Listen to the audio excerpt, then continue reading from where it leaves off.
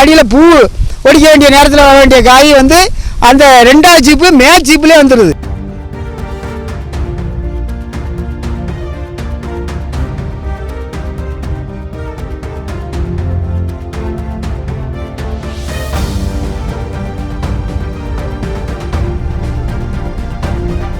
வாழைகளுடைய அண்டிகள் பூரா அழுகி பாலா போச்சு.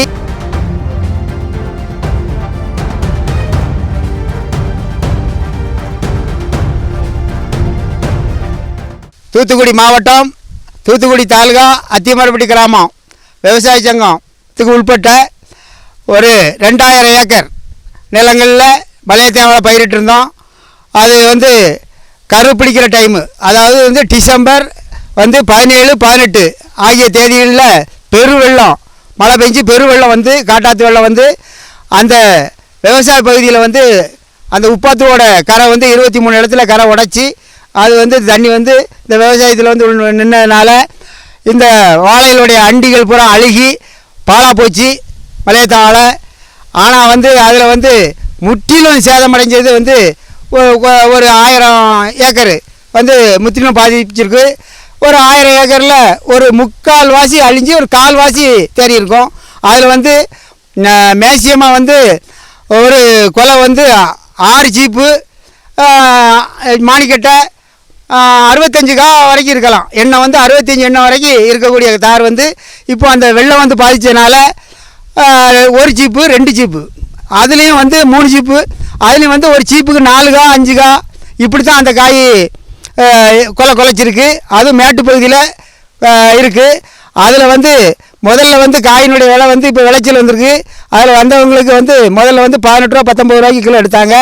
இப்போ அறவே அந்த காய்கள் இல்லை, வாழைகள் எல்லாமே டேமேஜ் ஆனதுனால காய்கள் இல்லாத காரணத்தினால வியாபாரிகள் வந்து இப்போ 40 ரூபா 45 ரூபாய்க்கு எடுக்காங்க. ஆனால் அறவே காய் இல்லாதனால தான் இந்த ரேட்டு. அதனால் காய் வேகமாக இருந்திருக்குன்னா இந்த ரேட்டு வந்திருக்காது. 30 ரூபா தான் மேக்சிமம் போட்டிருப்பலாம், அதிகமாக வந்து 30 ரூபா தான் வந்துச்சு. அந்த காய்கள் இல்லாதனால இந்த ரேட்டு இது பண்ணி வெட்டிக்கிட்டு இருக்காங்க. இதில் வந்து அத்தியமப்பட்டி காய் வந்து விசேஷமாக சிப்ஸுக்கு வந்து நல்ல மாவுச்சத்து உள்ள காய். அதனால் கேரளாவுக்கு இந்த வியாபாரிகள் எல்லாம் பிரியமாக எடுப்பாங்க. இப்போ அறவே காய் இல்லாதனால இந்த காயை இந்த அத்தியமப்பட்டியில் உள்ள காயை பிரியமாக எடுத்துக்கிட்டு இருக்காங்க. அதனால் அந்த காய் இல்லாத காரணத்தால் இந்த ரேட்டு விவசாயிகள் வந்து அதிகமாக பாதிக்கப்பட்டு ரொம்ப நஷ்டம் அடைஞ்சிருக்காங்க.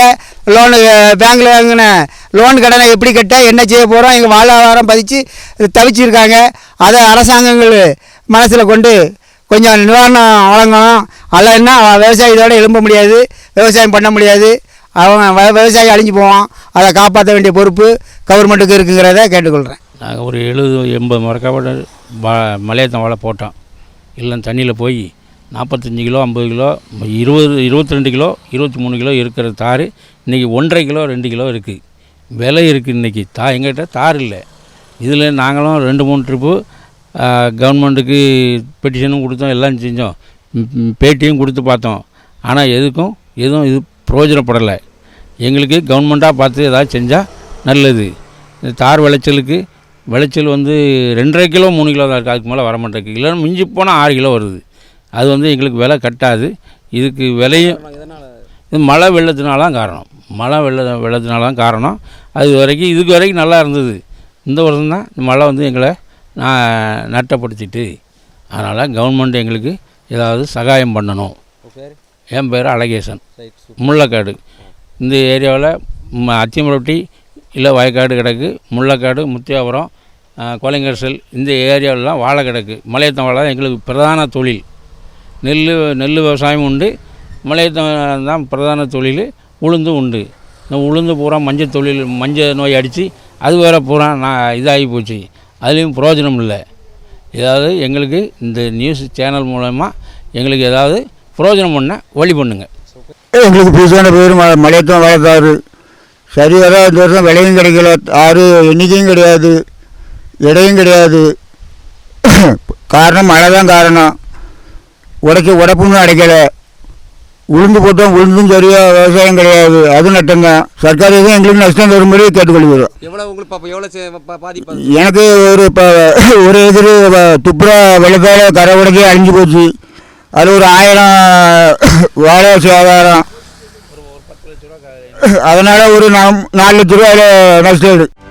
செய்திகளை உடனுக்குடனும் துல்லியமாகவும் தெரிந்து கொள்ள சப்ஸ்கிரைப் பண்ணுங்க.